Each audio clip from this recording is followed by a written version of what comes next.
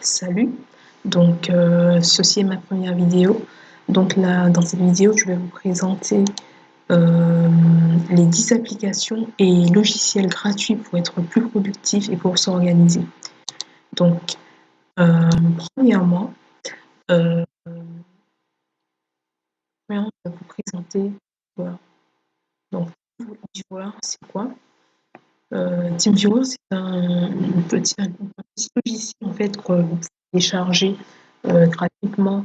Donc, il y a une version aussi payante. Ah non, mais c'est ce que je fais sur sur votre ordinateur. Et c'est un logiciel qui vous permettra de prendre euh, le contrôle à distance. Vous voyez, c'est écrit ici sur un autre ordinateur, mais avec l'accord de la personne à cet ordinateur. Donc, il y aura un code à lui donner, etc. Et vous pouvez prendre en main sur la même ordinateur pour faire des changements, pour lui expliquer quelque chose. Faut faire ce que vous voulez. Ça peut être à des fins éducatives, d'éducation, pour lui expliquer un cours. Ça peut être pour réparer son ordinateur. Ça peut être, mais c'est toujours avec son accord. Donc là, ça vous fait gagner du temps, que ce soit au niveau de la distance, si vous n'habitez pas à côté de la personne, si vous habitez loin, que vous voulez lui montrer quelque chose, c'est un gain non seulement de productivité, mais c'est bien pour organiser aussi différemment. Surtout pour les entrepreneurs, les informaticiens ou autres. La deuxième application, c'est LastPass. LastPass, c'est un logiciel pour pouvoir gérer vos mots de passe, en fait.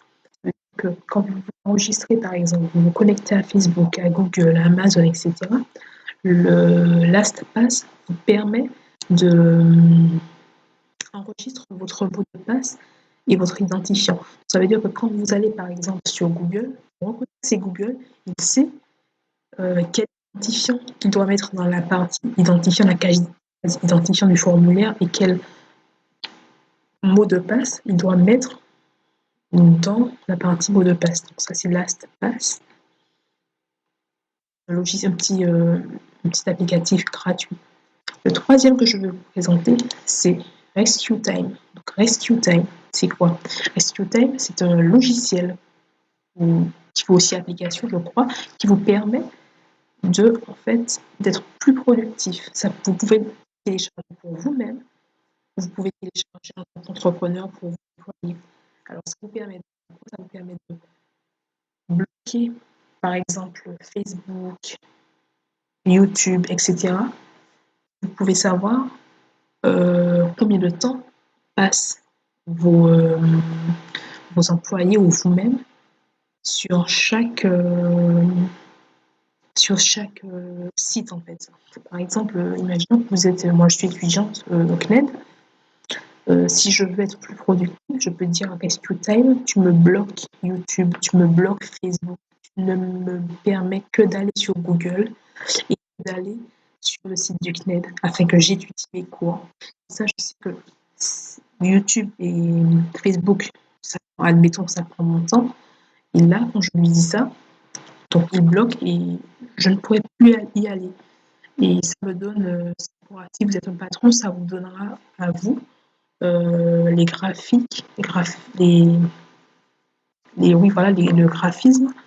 les graphiques qui vous permettent de savoir combien de temps ont passé vos employés sur chacun des sites qu'ils ont visités ou sur les applications, en fait, pour savoir s'ils travaillent vraiment. C'est bien pour le travail à distance. Le deuxième logiciel que je vais vous présenter, c'est Firefox Sync. Donc Firefox Sync, c'est un petit module de Firefox qui vous permet de faire comme LastPass, c'est-à-dire de garder les identifiants et les mots de passe, de faire la même chose que LastPass, sauf que aussi il vous permet également de préserver en favori, de préserver vos favoris, de les sauvegarder.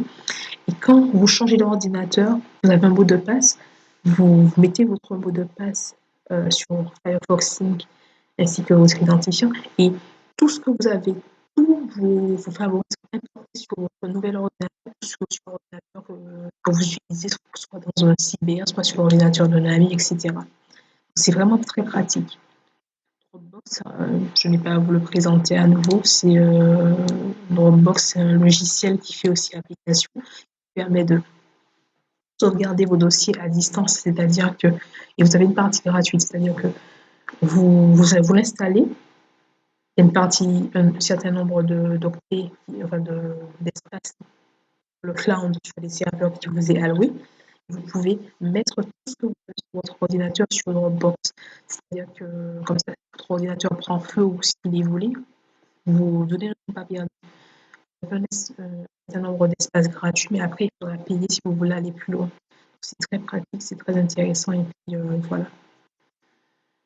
Non, vous avez OneDrive qui est déjà installé sur Windows, qui à peu près, je ne vais pas tout m'étendre dessus, qui fait à peu près la même chose que Dropbox. Ça appartient, je crois, ça appartient à Microsoft. Donc voilà. Alors, ça fait 6-7. La septième application, c'est Google Agenda.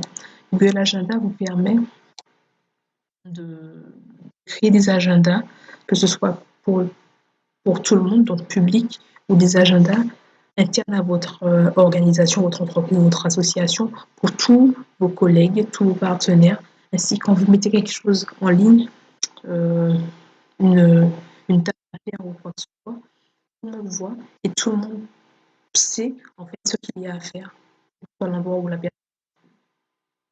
Alors maintenant, il y a Google Docs. Google Docs, c'est super intéressant, ça remplace en fait compte Word, la bureautique sous Word, Excel, etc. Vous voyez, vous avez Docs ici, Sheets, Slide, Form, par exemple, Docs. C'est à Google Docs. Ça vous permet de créer un document en Word, ça s'adapte à Word.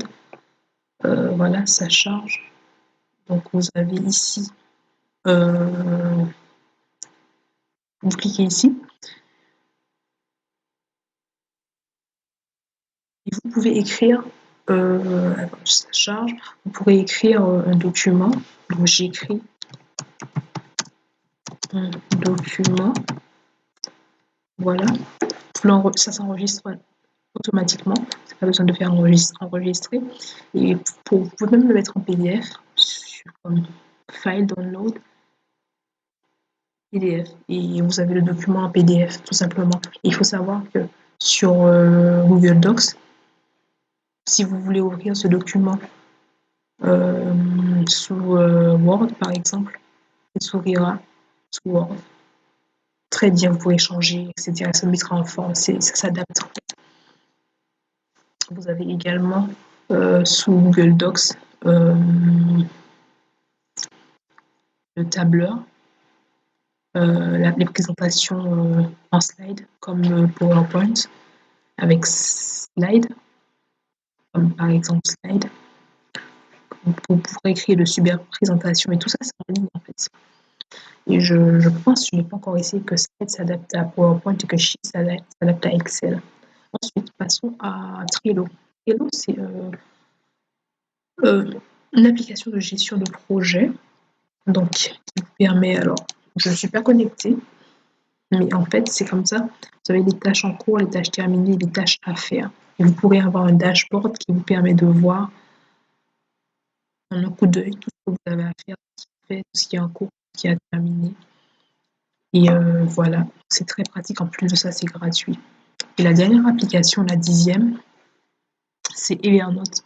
Evernote vous permet de garder toutes vos notes que vous avez, toutes vos idées en tête, de les noter et tout. Donc, c'est gratuit, je crois. Il y a une partie payante. Donc, oui, donc je vérifie. Je crois qu'il y a une partie gratuite sur Evernote. Je ne me rappelle plus. En tout cas, je vous ai présenté les 10 applications qui sont utiles pour être plus productive et pour s'organiser. Maintenant, à vous de jouer et d'aller les consulter. Bonne journée ou bonne soirée pour ceux qui me regarderaient le soir. Et utilisez ces logiciels.